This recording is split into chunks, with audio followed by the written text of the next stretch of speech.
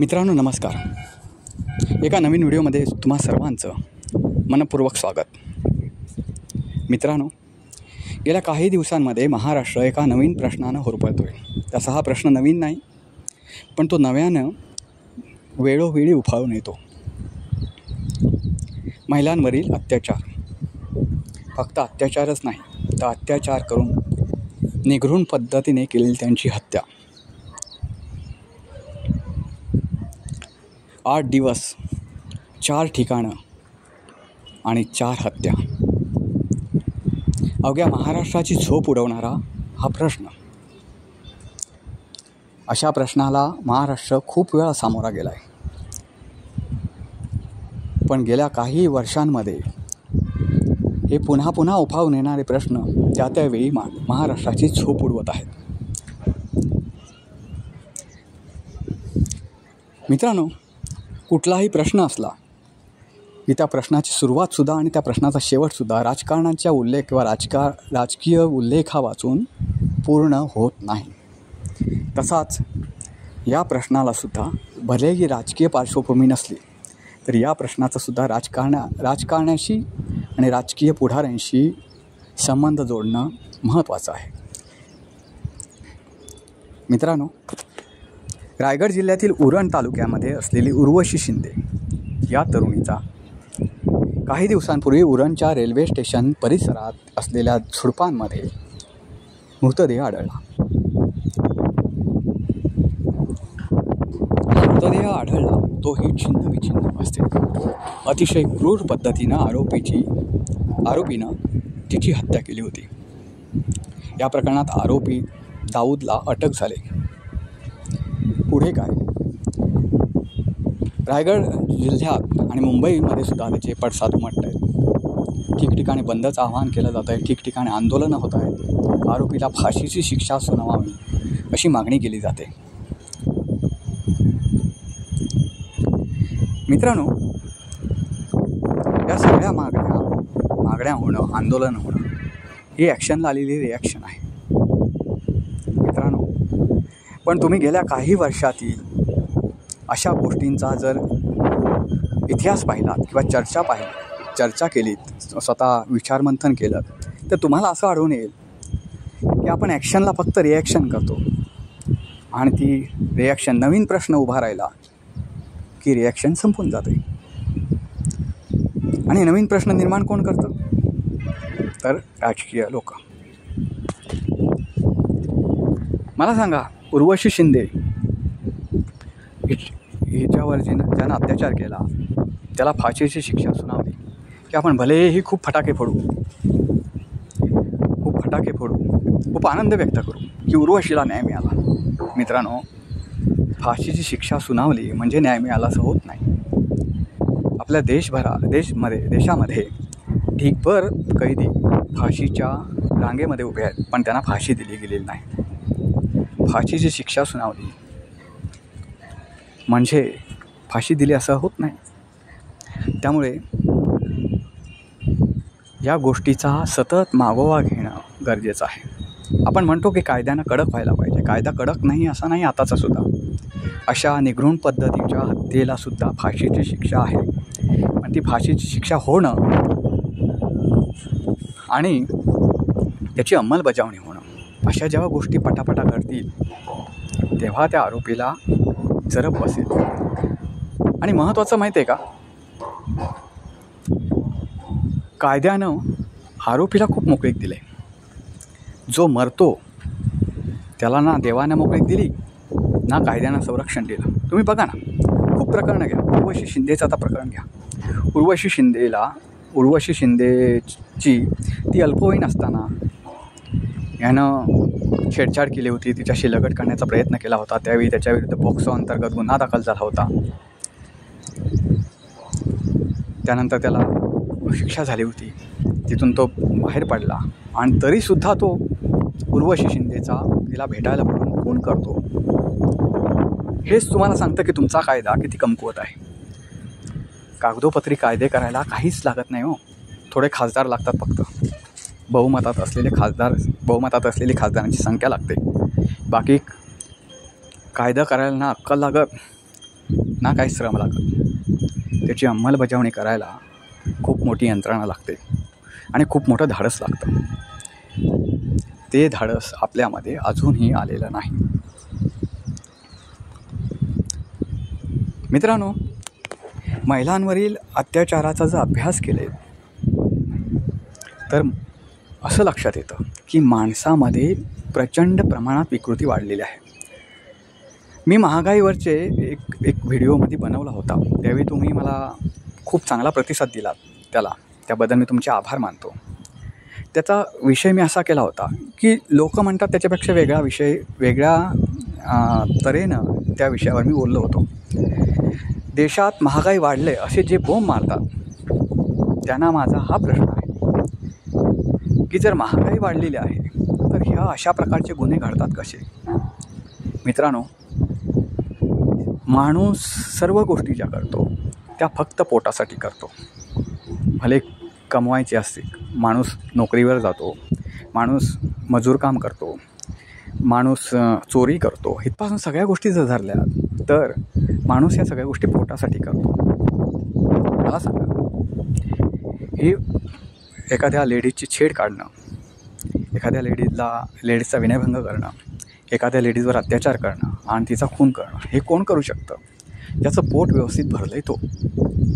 मला सांगा, महागाई तुम्ही म्हणता महागाई आहे, जगणं नकोसं केलं सरकारने. मग ह्या गोष्टी होतात कुठून? तुम्ही बघितलात तर हा चंगळवाद आहे मित्रांनो. ह्या गोष्टी चंगळवादामुळे होतात. आणि चंगळवाद कधी येतो?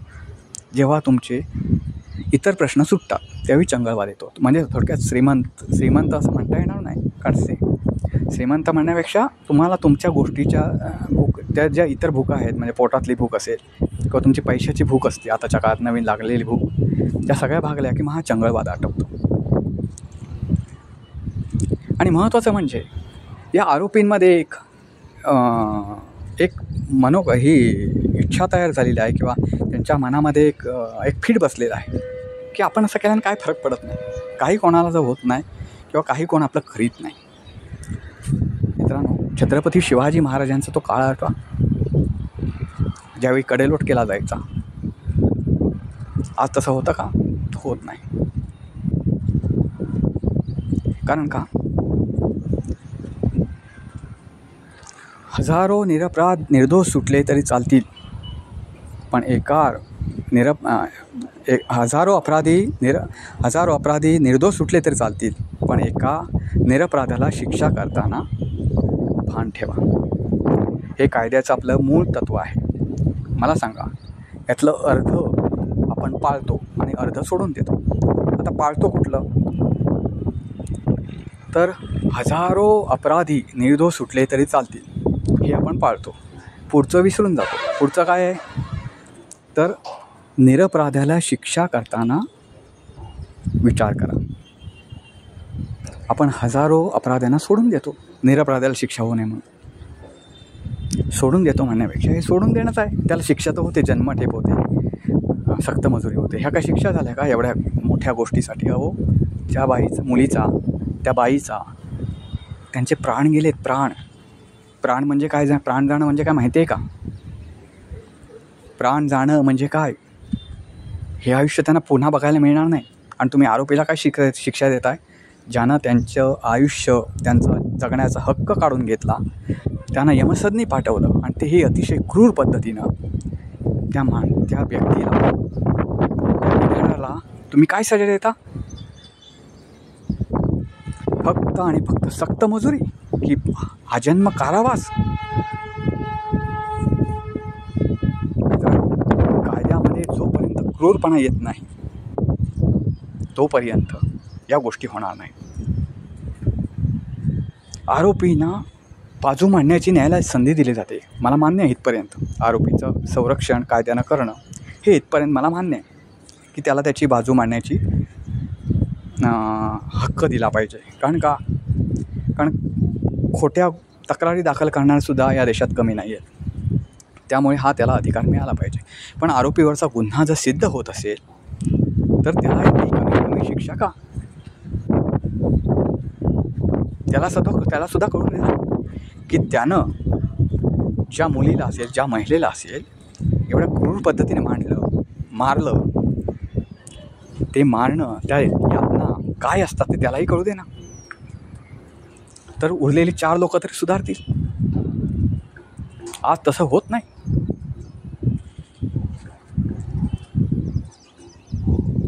आणि मित्रांनो, तुमच्या आमच्या जवळपास वावरणाऱ्या राजकारण्यांना आपण याचा जाबही विचारित नाही.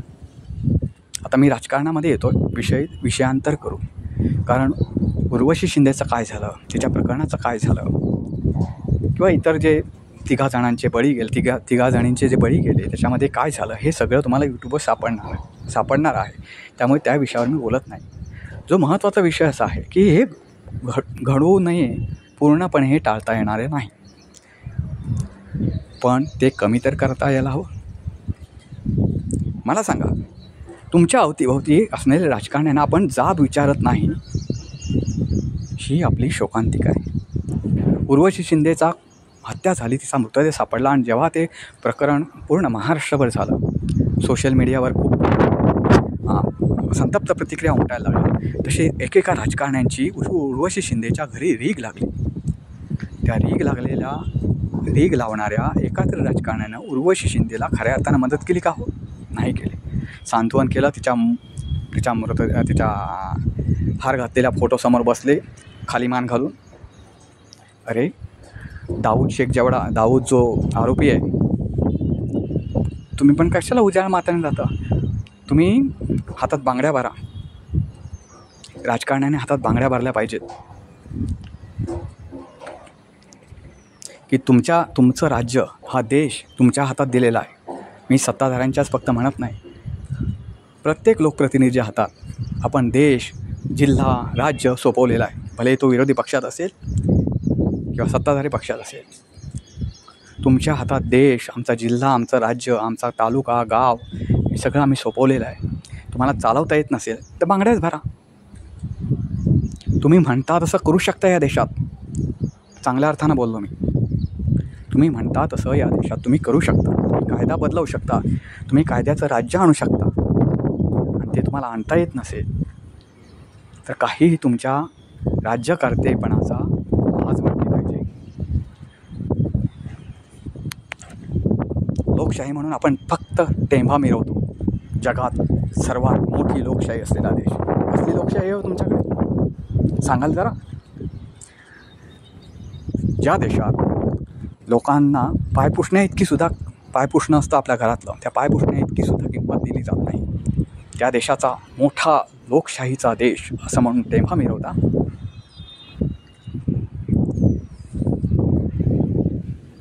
इथली मीडिया बोथट झाले, तुमच्या ताटाखालचं मांजर झाले म्हणून ठीक आहे.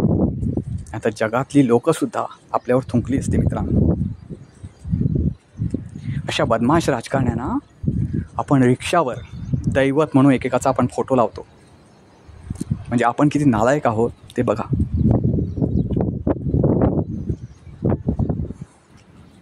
उदाहरण सांगतो मराठा आंदोलनाचं तुम्हाला.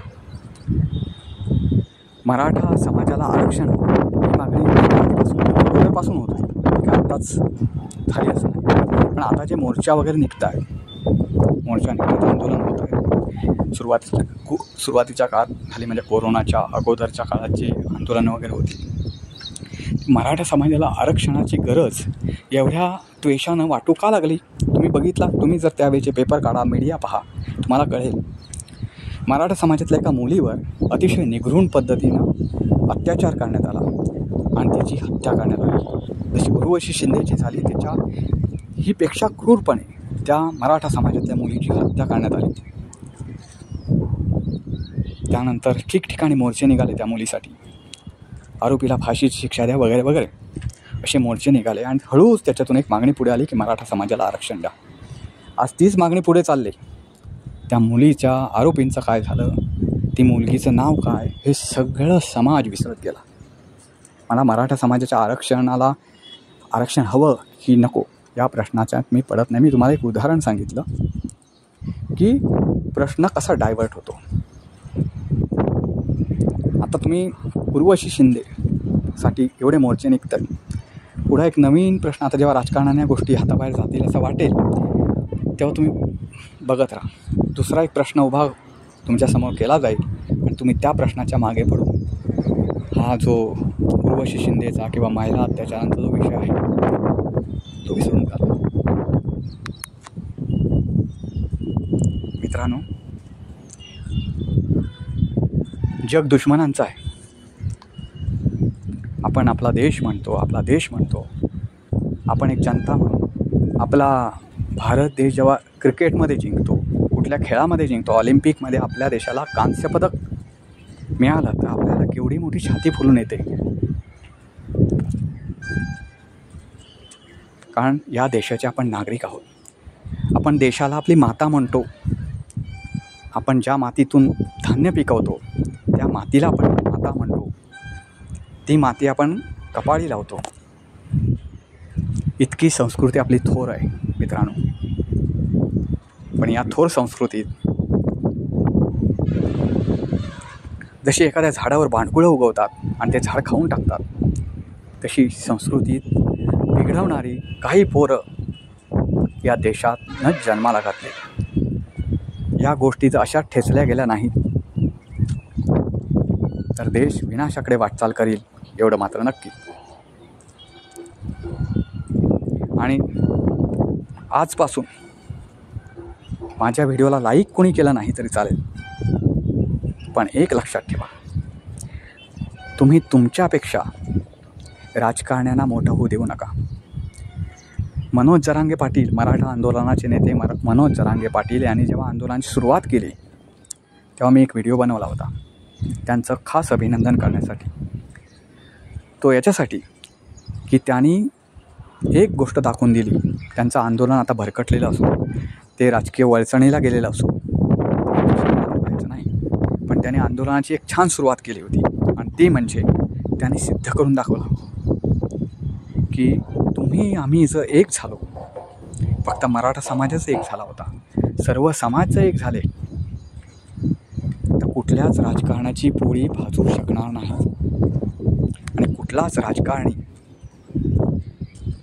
तुमच्या पायाजवळ आल्याशिवाय राहणार नाही. मग तो कोणीही असो, कितीही मोठा असो, कोणी चाणक्य असो, तेल लावलेला पैलवान असो राजकारणातला, तरीसुद्धा तो तुमच्यापाशी नाक घासल्याशिवाय राहणार नाही. पण मित्रांनो, आज दुर्दैव असं आहे की तुम्ही आम्ही एकेका जाती धर्मामध्ये वाटलो गेलो आहे. ही आणखी एक आपली शोकांतिका आहे. बघा ना, महाराष्ट्र ही कोणाची भूमी आहे मित्रांनो? छत्रपती शिवाजी महाराज, छत्रपती संभाजी महाराज, छत्रपती शाहू महाराज, महात्मा फुले, लोकमान्य टिळक, स्वातंत्र्यवीर सावरकर, संत ज्ञानेश्वर, संत तुकाराम, संत नामदेव. अरे या महाराष्ट्रात काय घडलं नाही, काय चांगलं घडलं नाही सांगा? इथल्या संतांनी पूर्ण देशाला नव्हे जगाला अध्यात्म शिकवलं. छत्रपती शिवाजी महाराजांनी आदर्श राज्यकारभार कसा करावा याचं उदाहरण देशासमोर ठेवलं. युद्ध ही गनिमी लढली जातात, ताकदीवर लढली जात नाहीत, हे छत्रपती शिवाजी महाराजांनी शिकवलं. आणि आज त्याच महाराष्ट्रात असे किळसवाणे प्रकार घडत आहेत. मित्रांनो बघा, या व्हिडिओमुळे पेटून उठा, रस्त्यावर जाळपोळ करा, सरकारचं नुकसान करा, सरकारी मालमत्तेचं नुकसान करा, असलं काही करू नका. तुम्हाला जर करायचंच असेल तर घरात राहून शांतपणे विचार करा. आणि मी तुम्हाला सांगितलं, मनोज जरांगे पाटीलांनी जे सुरुवातीला केलं ते तुम्ही आत्ता करा. सर्वजण एक व्हा. जेव्हा तुमच्या आणि आमच्या जातीमध्ये भेदाभेद निर्माण करण्याचा कोणी प्रयत्न करेल तेव्हा एक सांगा, आम्ही भारतीय आहोत, मग इतर कोणी आहोत. शेवटी जातपात काय हो तुम्ही माहिती आहे? दंगल ज्यावेळी होते एखाद्या ठिकाणी किंवा ज्यावेळी झाल्या त्यावेळी एकमेकाला वाचवताना आपण पाहिली का हो? तो कुठल्या जातीचा, तो कुठल्या धर्माचा, कोणीही पाहिले नाही. मग मी तर म्हणेन, तुमच्या समोरचे जेव्हा इतर प्रश्न सुटतात त्यावेळी तुम्हाला तुमची जात आठवायला लागते आणि एकमेकांमध्ये परस्परांमध्ये भेद आपण निर्माण करतो. आता तुम्ही म्हणाल मूळ मुद्दा सोडून तुझा विषयांतर होत जात आहे. मित्रांनो, ह्या सगळ्या गोष्टी ह्या एका गोष्टीपाशी ह्या आहेत. मला एवढंच म्हणायचं आहे, उर्वशी शिंदेसारखे बळी जाऊ नये असं वाटत असतील तर पहिली गोष्ट, मला मान्य आहे महिलांना स्वातंत्र्य हवं, पण ते स्वातंत्र्य म्हणजे स्वैराचार नव्हे, हे पहिलं शिकलं पाहिजे.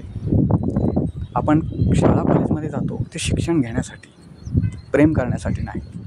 आता मी तुम्हाला जे हे काय सांगतो त्या गोष्टीचा आणि उर्वशी शिंदे किंवा इतर जे 3 खून झाले त्याचा या गोष्टींशी काडी मात्र संबंध नाही. आता जे मी काय सांगतो आहे तुम्हाला, त्या महिलांवरील वाढते अत्याचार, महिलांना फसवणूक करणं, महिलांना जाळ्यात ओढणं, या गोष्टीबद्दल काय केलं पाहिजे हे मी तुम्हाला सांगतो आहे. कारण ह्याच्यानंतरच पुढच्या गोष्टी हळूहळू सुरू होतात. तर शाळा कॉलेजमध्ये जाताना ज्याच्यासाठी आपण जातो ना तेवढंच करून घरी यावं. मित्राबरोबर फिरायला गेले, दारू पियाली, नंतर आणि काय केलं, लॉजवर गेले, या गोष्टी सोडून द्या. त्याच्यासाठी आयुष्य पडलं आहे. शिक्षणाच्या वयात जर त्या गोष्टी करायला लागले तर त्या करायच्या वेळी मी काय शिकायला जाणार? लग्न झाल्यावर म्हणून म्हणतो मित्रांनो. आणि आईवडिलांचं या सर्व गोष्टींकडे, विशेष करून मुलींकडं लक्ष असणं गरजेचं आहे. आज मी बऱ्याच ठिकाणी वातावरण असं बघतो की मुलगी कुठेही गेली तरी चालेल, किती वाजता आली तरी चालेल. जे पूर्वीच्या काळात मुलींसाठी वातावरण होतं ते आता मुलांसाठी आहे. मुलगी 7च्या आत घरात आली नाही तरी चालेल, गेली असेल मित्रासोबत, तिला खूप मित्र आहेत बरं, मित्राचे फोन येतात, अशी त्या मुलीची आई, अशी त्या अलीकडच्या मुलींची आई अगदी खूप शेजारच्या बाईशी सांगत बसते खूप मोठेपणानं, आपल्या मुलीला ना खूप मित्र आहेत बरं, तिला फोन येतात, अभिमानानं सांगते ती. आपली मुलगी जाते कुठे, आपल्या मुलीचे मित्र कोण आहे? मी तर म्हणतो अगदी टीचरपासून लक्ष ठेवा. अलीकडच्या काळात एवढं मुलीसाठी वातावरण वाईट असेल तर तुम्ही त्या मुलीला एकदम जगाच्या भरोसे, राम भरोसे ज्याला म्हणतात, ते सोडून देता. तुम्हाला एवढ्या गोष्टी माहीत नाही मुलीला कोणी त्रास देतं आहे का? मुलीचे मित्र व्हायला शिका मित्रांनो, पालकांनो, मुलीचे मित्र व्हा. आणि मुलींनीसुद्धा जर कोणी हा व्हिडिओ बघत असतील तर त्यांनीसुद्धा ज्या वयात ज्या गोष्टी करायच्या, मी म्हणत नाही की तुम्ही, मला मान्य आहे की तुम्ही खूप शाळा शिकता, मुलांपेक्षा तुम्ही हुशार आहात, मुलांपेक्षा हुशार असल्याची बातमी रोज म्हणजे दरवर्षी 10वी-12वीचे निकाल लागल्यावर अशी दिसून येते. मुलांपेक्षा मुलींची बाजी, आणि मुलांपेक्षा मुलींची बाजी मला मान्य आहे. पण पुढं काय होतं, मुले मागे कुठे पडतात. मुलगा तो अडाणी मुलगा फसवतो मुलींना, तिथे पण मुलीने बुद्धी चालवली पाहिजे ना स्वतःची. नुसतं पुस्तकी ज्ञानात मुलींची बाजी असून काय उपयोगाची? एखादा मुलगा आपल्याला, आणि एक असं म्हटलं जातं की महिलांना 6वा सेन्स असतो. सेन्स म्हणजे त्यांना कळतं की एखाद्या पुरुषाचा टच काय, तो चांगल्या अर्थानं त्याने केलेला आहे, वाईट अर्थानं त्यांना त्याचा सेन्स असतो. 6वा सेन्स जो पुरुषाकडे नसतो. तर एवढा तो सेन्स महिलांना असूनसुद्धा तो सेन्स गेला कुठं? या गोष्टीचा सुद्धा उहापोह करणं गरजेचं आहे. कारण त्याच्या मागे काही इतर कारणंसुद्धा असतात. त्यामुळे अशा गोष्टींकडे फार गांभीर्यानं लक्ष देणं गरजेचं आहे. एखादा मुलगा आपल्याची मदत का करतो, त्याच्यामागे त्याचा हेतू काय आहे? नाही तर मग खूप वेळा तुम्ही बघता रेपच्या केस, मुलीला तिथं बोलवलं, मग ती अगोदर नाही म्हणाली, मग त्यांना तिला लग्नाचा आमिष दाखवून, म्हणजे ही बातमी मी महिलेची सांगतोय बरं, एखाद्या लग्न झालेल्या महिलेची 2 मुलं असलेल्या महिलेने लग्नाचा आमिष दाखवून बलात्कार केला. अरे लग्नाचा आमिष म्हणजे तिचं लग्न झालं आहे ना, मग लग्नाचा आमिष दाखवून बलात्कार कसा केला? तिला आमिष दाखवायला तिला अक्कल नव्हती, तिला आपलं लग्न झालं आहे, कशाला बोलायचं? आणि मग अशा खोट्या तक्रारीसुद्धा लागल्या होतात. त्यामुळे कुठलाही आरोपी असो त्याला बचावाचा किंवा त्याची बाजू मांडण्याचा अधिकार दिला पाहिजे. पण बाकीचे जे कायद्यात हे आहेत, कायद्यात धरसोड वृत्ती जे आहे त्यापासून कायद्यानं काही गोष्टी कडक होणं गरजेचं आहे. आणि नुसता कायद्यानं कडक होणे उपयोगाचं नाही, तर कायद्याची अंमलबजावणीसुद्धा तितक्याच कडक पद्धतीने झाली पाहिजे. तरच हे प्रश्न सुटतील, नाहीतर आपलं जुनं आहेच सुरू. पहिले पाढे 55. मित्रांनो, हा व्हिडिओ तुम्हाला कसा वाटला ते नक्की कळवा. पुन्हा भेटू पुन्हा एका अशाच नवीन व्हिडिओसह. तोपर्यंत